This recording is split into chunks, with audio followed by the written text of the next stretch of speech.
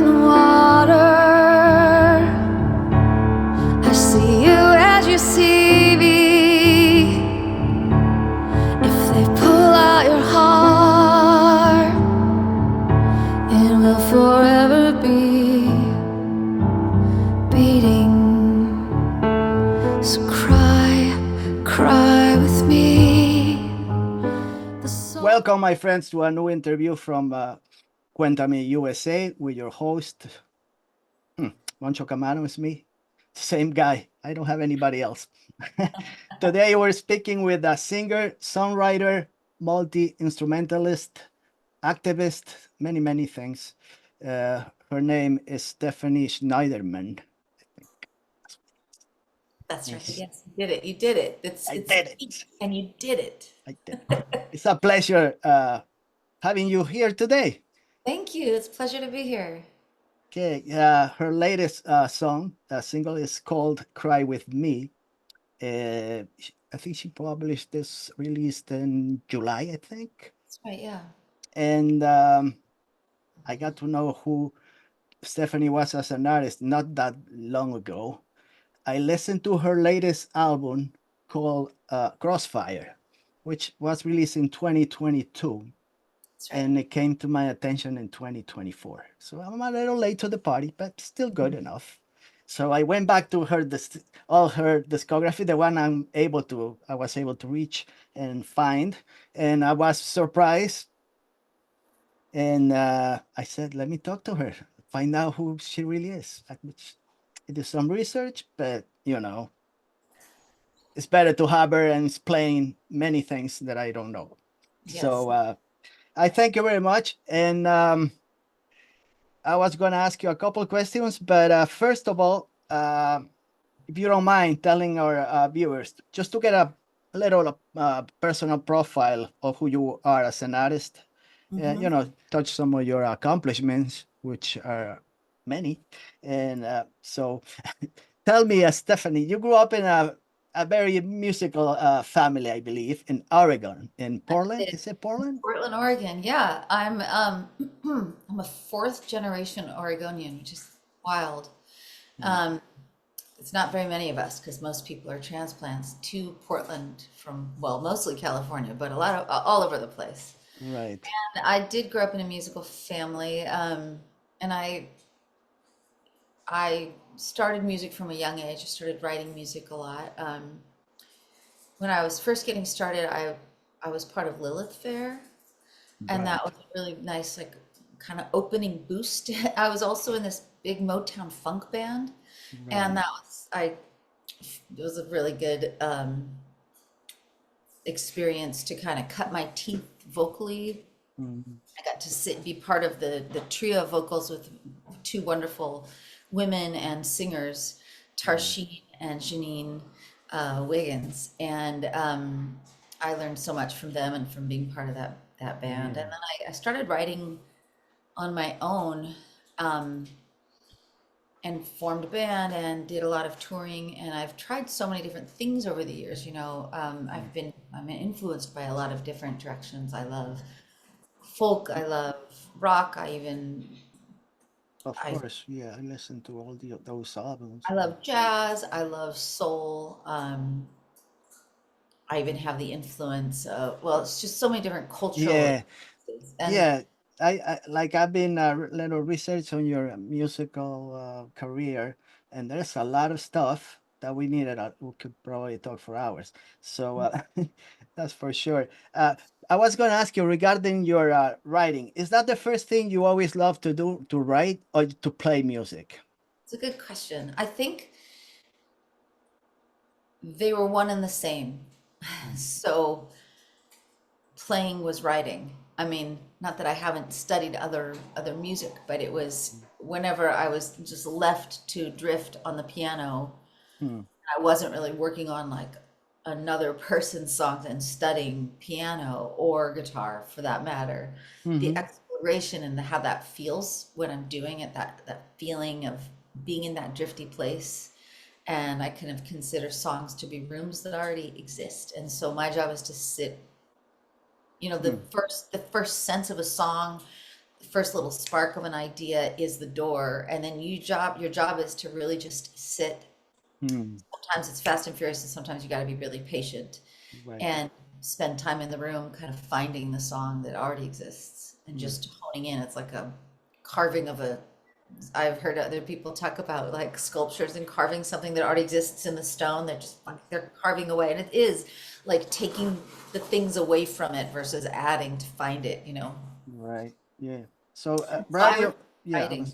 Yeah. I was gonna say writing it help you like to be in a some kind of state of balance, writing and playing music. Yeah, and it's just a place to it's a landing spot for, I think, untangling a lot of the knots in life and Right. in ourselves or things we see. We're trying to, you know, we all just trying to decipher it all. And Hmm. it just, to me, feels like it's so funny. I have two cats and they just keep making their way into the, Oh, not a problem. I got two dogs, but they're upstairs, so yeah. they're okay. uh, Anyway, I would say writing for sure. And also, the instrument that I feel like I studied the most, or I have studied the most, is just vocals, the hmm. instrument of voice. Where guitar and piano, I'm more of like a player to accompany myself as a writer. Hmm. If that makes Yeah, sense. that makes sense. Uh, you mentioned about Lilith Fair. How old were you when you participated in the contest that was held in Oregon? Right? I That can't was even remember. Was I, no, quite a well. I remember Lilith Fair where all those am I like mid, many, many. Yeah, yeah. yeah, it might have been like, I don't know, maybe late 20s or I don't know. Okay, it's so It's a long, long time. I didn't you play in 1999? One of those the stages they had. oh yeah, yeah, yeah. There's a couple different things that I've been part of. Yes. Yeah. Yeah, that's you participated with along Wow. Yeah, many. so that makes sense. It's about 20 plus years ago. Yeah, Absolutely. Yeah. so yeah. I have So no maybe I idea. was maybe I was tw- let me think. I must have been 21 or 20, maybe 23 or something like that. Yeah, I was older than that probably. Yeah. But yeah, I remember Lilith Fair and all those female artists that was like playing. Were they playing for charity also? They raised money for charity at the same time, or no? Or this was something different, just a female singer songwriter. I'm sure that they attached. Yeah, So yeah, Lilith Fair was sort of the first of its I mean, you know, it was created by all the yeah, iconic pioneers of right, female songwriters. I mean, at least they're a part of the lineage of it in an right, important way. It was Sarah McLachlan that put that on the map, and she, yeah, right. amazing thing. So you were part of some those top touring artists, right? During that time, Amy Mann, right? Amy Yeah, Mann was one of I've her. been part of, I mean, just so many different Yeah, shows over the years and people I've opened for, and yeah. yeah, all No, that. yeah. So many. Over the, you know, this more recent album of mine, because I've done a lot of things over the years where I have explored a lot of different kinds of music. Um, when I was first starting out, it was really more the world of folk, Right. and I um, I kind of went. I explored like just so many different directions. I've been part of this group called Dirty Martini, which is a group of women, and we even let go of our band and then became our own band, and we call ourselves something called Swan Sovereign. So yeah, and you played the drums, didn't you? For In that, that band, I was playing the drums, and that was McKinley's on yeah. bass and Lars on electric guitar, and so together, Hmm. and we made a decision early on where we decided that whatever songs we bring to the group, they were all co-writes, and it Hmm. really it informed our sensibilities in a lot of different ways because we all felt like we equally owned the song, each other's songs in a way that gave us all freedom to Yeah.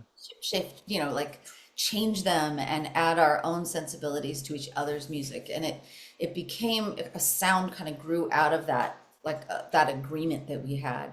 Hmm. And I really feel like that the songs that we wrote together inhabit this place of overlap from all three of us in a really unique way. It was really Right. fun.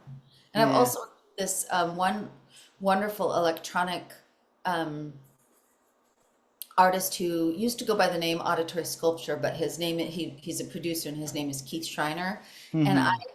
I was just trying to explore some different directions, and he produced two of my albums and Yeah. brought like a whole different and new palette of um, textures and colors to the picture. Yeah, He yeah. was I listened to those two albums, Robert Teardrop and Dangerous Fruit. I That's listened right. to Yeah. those albums many times already. Oh, awesome. Many times, many, Well, many times. it was really exciting. It brought like another facet to production and instrumentation that I was so brand new to me. Hmm. I hadn't really explored it up until then. And so, there's never you never go back once you kind of see all the colors in the field or in the spectrum, that Yeah, feeling. yeah. And it There is. also changed my songwriting, I think, in a Yeah, lot your of song. ways. We're gonna talk a little bit just about your songwriting, but there is a song that I've been listening too many times. I guess it's the catchiest one you wrote. I don't know. I listened to Wide Open a lot of times from Robert Tripp, especially the one that you did live on the recording live at Oh, Old Live at Church. the Church. Yeah. That recording, because your voice sounds wonderful in that recording, I Oh, thank think. you. Thank you. Yeah, and that music venue, the first time when I saw the title of that album, Live at Old Church, I had no idea it was like a music venue. I was, Yeah, this is beautiful, yeah, really historic yeah, old church Gothic, right in yeah. downtown Portland, Oregon. And what that was interesting with the old church. So after I had put out those two electronic albums with Keith, Mm-hmm. I I had a supporter who said to me she really wanted to hear a bunch of those same songs, but totally acoustic, like raw, kind of bare boned. And so it's hard for me to keep everything completely raw. So I ended up getting Yeah, like a string quartet and a sounds, choir, but it was yeah, more orchestral and it still was very, very raw, especially comparatively to the more electronic directions, a lot of those songs. yeah. So Wide Open was one of those. Yeah, I listened to that song many, many times. I don't know. There are sometimes some songs that just get to me, and then I just keep listening and listening. Oh, that's nice. Yeah, Yeah. but I listened to all the albums, just unbelievably broken. The first one, the one 2001, that's the one I started after that listening to, uh, and also the other one, the live one, because there is another recording 2005 live at Kung Fu Bakery, which you also confused me. I think it cannot be a real bakery. So Let me. there's a funny story. Before it was a recording studio, um, it was a Kung Fu art studio, and before that, it was a bakery. And so they called it Kung Fu Bakery for the that history of the building. okay.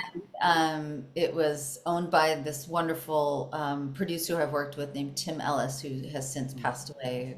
Big loss for the community, but It's not I there anymore, right? It closed. It not closed there down. anymore. Nope. So, I worked on an album called Touchdown with him, oh, and okay. um, he was a Yeah, really important mentor to me. And yeah, yeah, yeah. That album, Live at Kung Fu Bakery, is very I don't know, jazzy, soulful. It's very different. yeah, I worked a lot of my bandmates that I was touring with. A lot of those guys are jazz guys who also cross over Mm. into the world of folk and pop and rock and Hmm. soul music. And so it was had this influence of, I think, some of those, you know, like just the influence of like where they came from Yeah.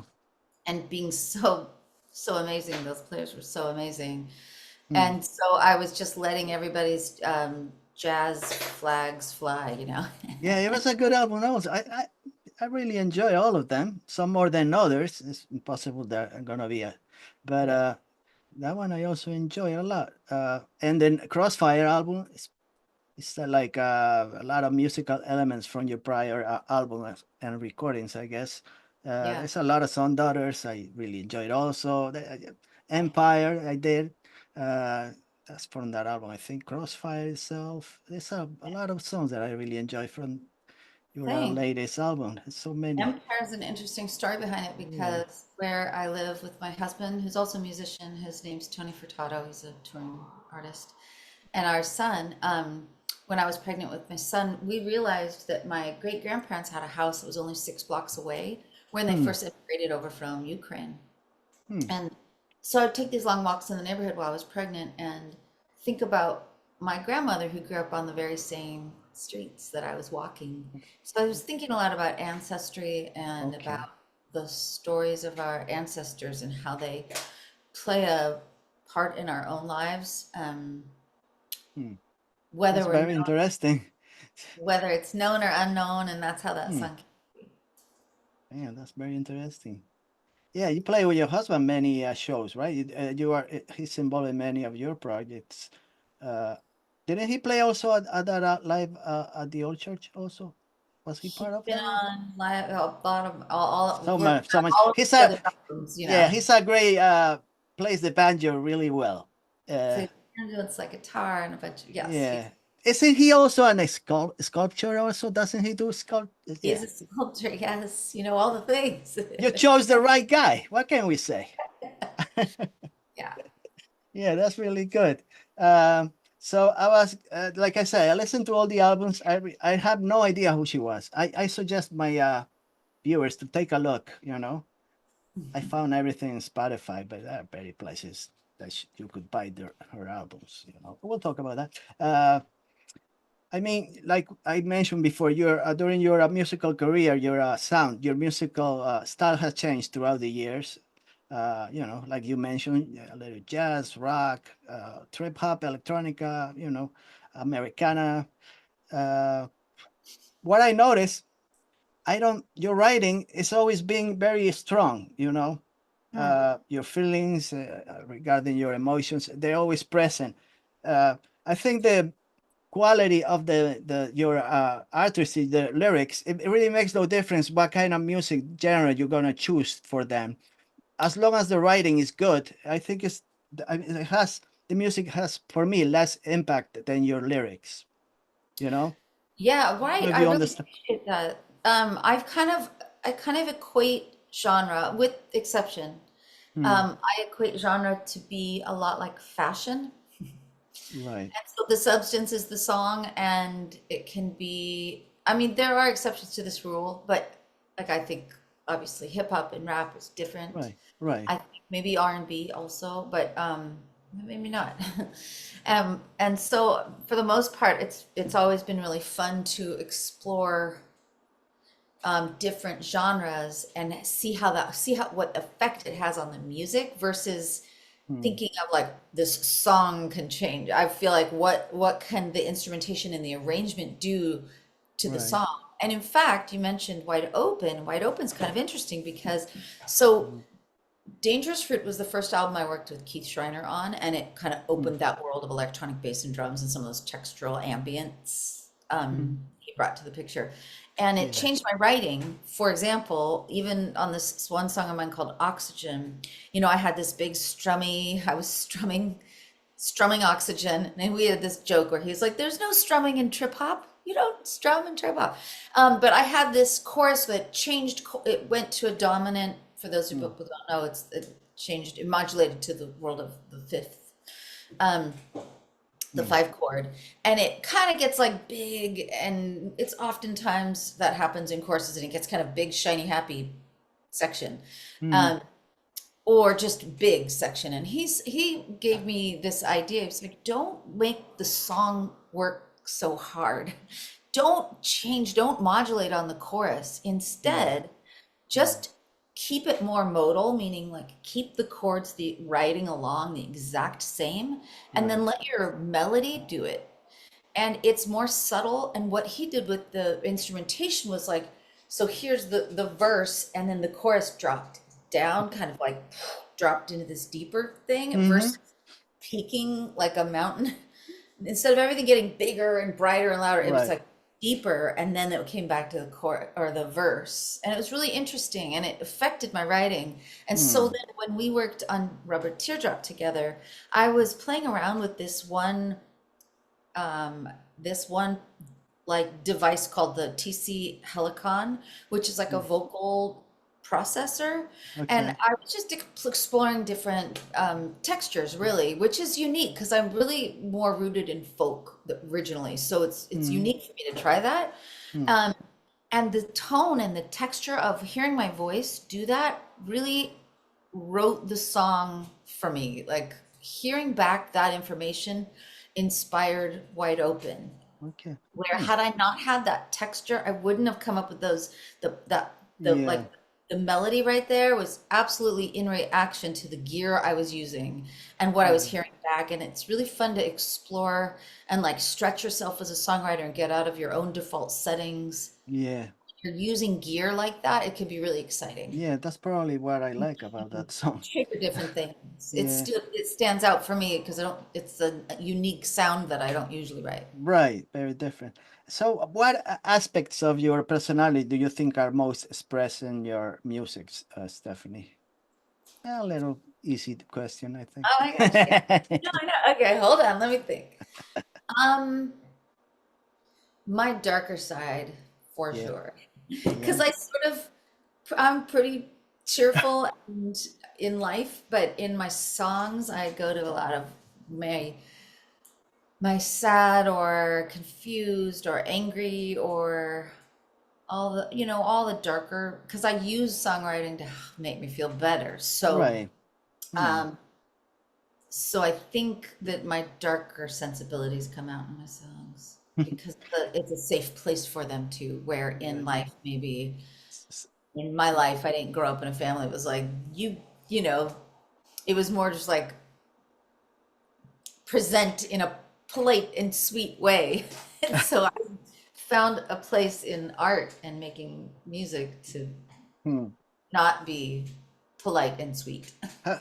Have you ever worried about during your teenage years about disappointing your family in any way, or that You never mean crossed your by being mind? a musician? Like disappointing your family in just being in music or not doing something different? Um, no, No. it wasn't like that. Hmm. I've had a lot of support from my family, Hmm. uh, the rooting me on feeling. Hmm. I've never felt that way. Hmm. Um, and it's interesting because my son, he plays piano, Hmm. and um, he sometimes asks both me and my husband about like being musicians, or young people from a different, younger generation might ask us Yeah. about being musicians, and I always say like, not if you don't have to. Don't do it if you don't have to. Hmm. That's my answer.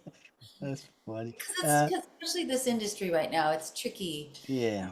Um, Making money is different. It used to look different because I would make so much of my income on merch sales, CD sales, that is, like Right. playing festivals and Hmm. selling 40 or 50 albums, and that would help pay Of for course. in Yes. the studio that week recording the new, and so music paid for music so completely. Right. Um, it's really, and post pandemic, it's just a different dynamic now. It's just different. Mm.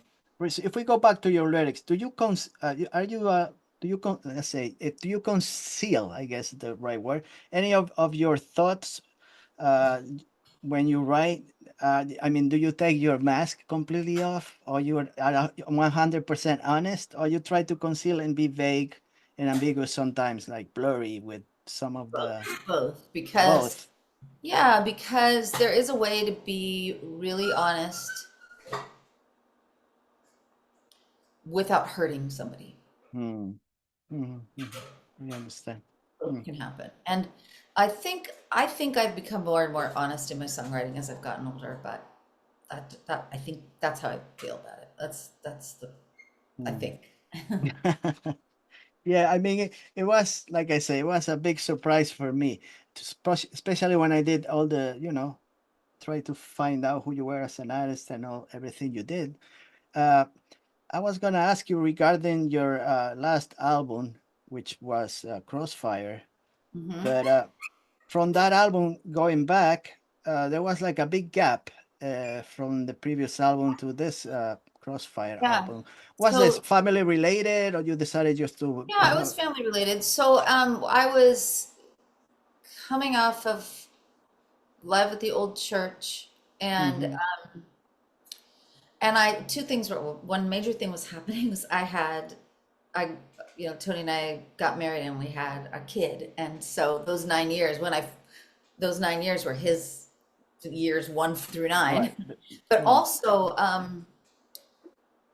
and that took up, changed all the things that, Right. you Being a know, mother is totally different things. all the gears I got used to getting into when it was just Yeah, me, yeah, yeah. to get to write. And because it was pretty, almost like every 2 years I'd be putting out a new album. And Right. so 9 years is huge. But what I did do was I wrote and recorded a ton of music with Swan Sovereign. So it was just different. It wasn't my own stuff. So I do have like 2 or 3 releases with the collaborative band. Mm-hmm. Also went down this new path that has since kind of been on the side burner, where I was researching and developing a musical about human trafficking, and I was interviewing women up and down the West Coast and kind of putting together a story and I was working with a book writer from New York and another, this woman who's like a veteran composer, lyricist, musician based in LA, but we would all meet in New York and worked on this for a few years. And then the pandemic hit and it changed everything. And so we still have a big chunk of the songs written and the ideas there. It's just life kind of changed Right. changed things to get So back you, on. right. So So I you, feel like I was still busy creating a lot during those 9 years. It just wasn't my own music.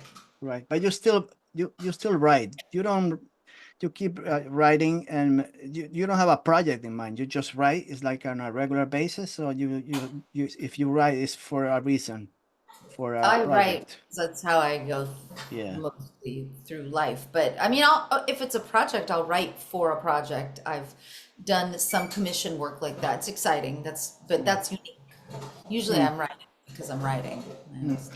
Tell me also, I don't know if you already, if this is already finished or it came to an end. You also had not long ago, developing a songwriting course open to Yeah, musicians and non-musicians.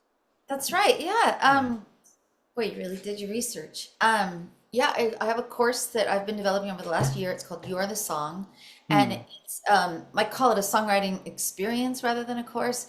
And it walks people, non-musicians as well as musicians, through lyric writing, melody composing, song arrangement. We all head into a world-class recording studio everybody records their music, their songs. Hmm. Hmm.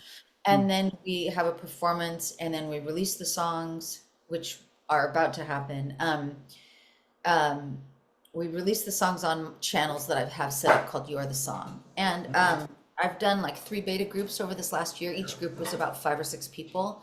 And it's so exciting. And although it's of course educational because you're learning something new, the purpose of it is transformational because you're revealing yourself to yourself in a song. You're kind of like accessing your gut. And I don't really approach with this group, the songwriting course, I don't really approach writing lyrics traditionally. We just like write mountains of words, using prompts, and we kind of have these exercises to access like our gut. So it's not coming from trying to be clever or trying to be smart or trying to be sexy or trying to be anything you are afraid you're not.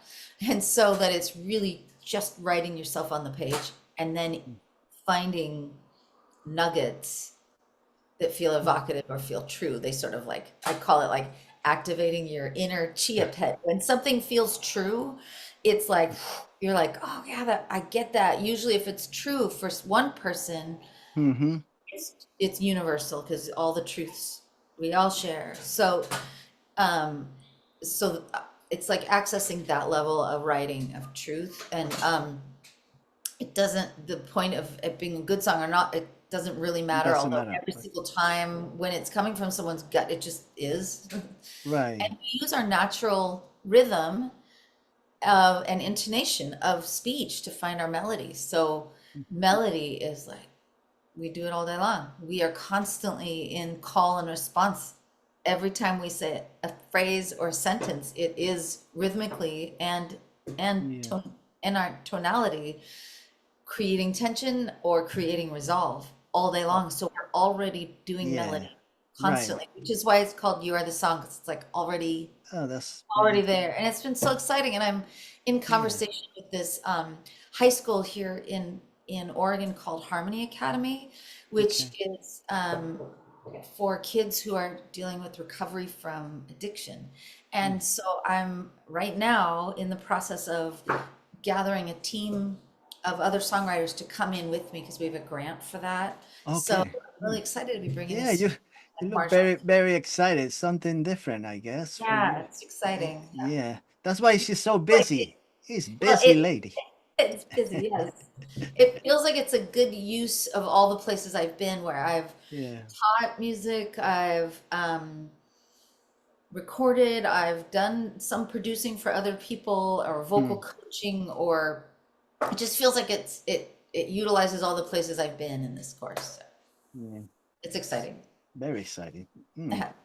Uh, so I guess what else is coming after "Cry with Me"? Because that was a very shows a very strong emotion. That song, Yeah, Cry very With Me. emotional. Is this directed to someone in particular, or to just a group of people, to everybody? This is about everything, everybody, and like Hmm. a lot of trauma right now in this world. Hmm. And my intention with the song was like an invitation for shared grief, Hmm. because I feel like if we see each other's grief, then we can see each other, because it's easy to Hmm. not see each other's humanity on all sides of any. I mean, this goes for just like everything Well, around the world, or even within our own homes, or politics, or just it just yeah, feels, yeah, no. I wrote it from I did write it from a pretty deep place of grief. Like I cry wrote the song. A lot of tears came into that song. I felt like I had to Very get, emotional, very emotional. When I listen to it, I start making my own things in my head, and it yeah, yeah, could be applied to a lot of things, so it's yeah. very good song.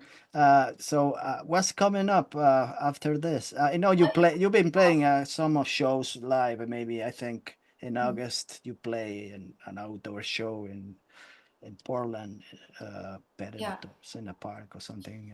yeah. I've got a couple more songs that are going to be coming Mm, out soon-ish. One of them is an interesting story behind it. There's an organization called the YMCA. mm. Um, I don't even know the acronym means, but it's a community center, and it's all over the whole United States. But the Yeah, one that nothing you've to do with YMCA with the song for right, nothing yeah. to do with exactly. And anyway, they hired me to write a song that was gonna go into a time capsule to be opened in 100 years. Oh, really? So the CEO, I sat down with this guy. We talked about the kind of song that he wanted to go in there, and he was Mm, like, "Yeah, just capture the essence of humanity." Like, oh, okay. And so yeah. I was thinking a lot about, well, what is the essence of humanity? How could you possibly put that in a song? But I do feel like something that has stayed the same throughout history is our need to reach for each other, and the Mm, mediums have changed over the years. Of course, technology has changed that too. So our need to reach, and even him asking me to write this song to be mm, open in 100 years is a reach through the veil of a century to someone on the mm. other side who's going to then Right. hear the song or see the song. And so the act of writing this song was even a reach of Mm. its own. And so I wrote the song. It's called Stone's Throw. Okay. And um, and I left part of the song open, so that's why I included an invitation, like a written letter, as an invitation to someone 100 years from now to finish that Oh, that section okay. and to co-write the song with me. That's great. And so what I did was I recorded it with a string quartet, and then I invited a bunch of like friends and a bunch of Mm, fans to come into the studio and sing on this one chorus, because it's mm, kind of like the people's singing to people across the 100 years. And I made one vinyl copy, Because you think about like, well, what technology is going to last for 100 years? It's definitely not CD, definitely not a thumb drive, No. or I don't know. But 100 years from now, a phonograph could still Yeah. play something. If power looks different, I don't know. Yeah. And Yeah. so I made one vinyl copy, and of course printed the music out on On paper. on sheet music. Oh. And so they would have the representation in a couple different ways. So anyway, that's going to be coming out pretty soon. That's cool. And I If have it, another song about a friend who passed away called Mike's Song, and that's going to be coming out soon. okay, so I'll be waiting for that. Yeah. If it's as good as the latest one, "Cry with Me," that would be great. You know, that accordion is very, very important in that song. When I listen, very important. Yes, that's Jenny Conley of the Decemberists. She's amazing. Oh, the December is a very, very Yeah, good yeah, yeah. band. Well, they're based in Portland. I love her. Hmm. She's a wonderful musician, a wonderful, Yeah, it's a great, awesome person, awesome musician to Hmm. play. So you see, it's so much stuff that we can talk about because she's been playing and singing and songwriting and so many things that we needed a long time. But it's okay. We could talk maybe in the future again, Yeah, with sure. because she's doing so many things. We could talk about other things that she'll be doing in next year or in 2 years. Who knows? Who knows? She's going nowhere. She's gonna be doing music and all this stuff. So I just want to recommend my viewers and listeners to check Stephanie out. Stephanie Schneiderman.com. I think that's her the most important website that you can go to. And from there, you can click on everything, You can click on, there's a bio about her, you can click and go to Instagram, to YouTube, see her videos, the latest video, Cry with Me. I think it's all women Yeah, I just group. released a music Yeah, video that accompanied the song, and yeah, I worked with this wonderful filmmaker here in Portland. Her name is Alicia Rose, yeah, Alicia J. Rose. She's acclaimed filmmaker, and we had this idea I wanted it to be like dancers representing grief and through different spanning like right. years of life. And so we have these 5 female dancers, and one is 9 years old, one is 20, one is in her late 30s, one is 50s, and one is in their 70s. And so it spans 7 decades of life. And it's the same, my niece actually, who was the Oh, 20. really? Yeah, Oh, that's she did the choreography, and it's one dancer at a time, shot at this really amazing, very, very gritty space called the Zidell Shipyards. It's like decommissioned shipyards down in Portland, yeah. on the waterfront. And it's vast and dark and huge. And so it's really cool, like very Yeah, it's industrial. a great video. Yeah, it's a great video. And so each dance was shot separately and then edited beautifully by Alicia so that it looks like one person morphed into the next. And it's basically representing grief through life. Very interesting. Like I said, I suggest them to go to her stephaniesnyderman.com. You can buy her latest album, all the albums, but Crossfire, I think also in Bandcamp is available. Yeah. Yeah. It's everywhere. You can do what I did, You can start from the latest and go back in time, or you can start from the first one and go to the latest. It makes no difference. You're gonna go back and forth anyway if you enjoy the music, like I did, So I just I'm gonna, wait for her. Whatever comes out next, because once it's on my radar, I'm not gonna go away. She has a new fan, not that it's worth that much, but it's another guy around hanging out Yeah. with your music. So I just wanna, thank you so much for your precious time, especially in a day like today, Yes. I just wanna wish you all the best, Thank and you so much. Thank that you. your career keeps, developing, because you cannot stay in one spot all the time. You gotta keep moving, and you've been doing that for many years. So I Yeah. just wish you good luck, and Appreciate it. thanks for your time. Thank you. Appreciate it. Have a great See day. you again. Who knows when? But Okay. Take good care. thank you very much. See you next week, guys.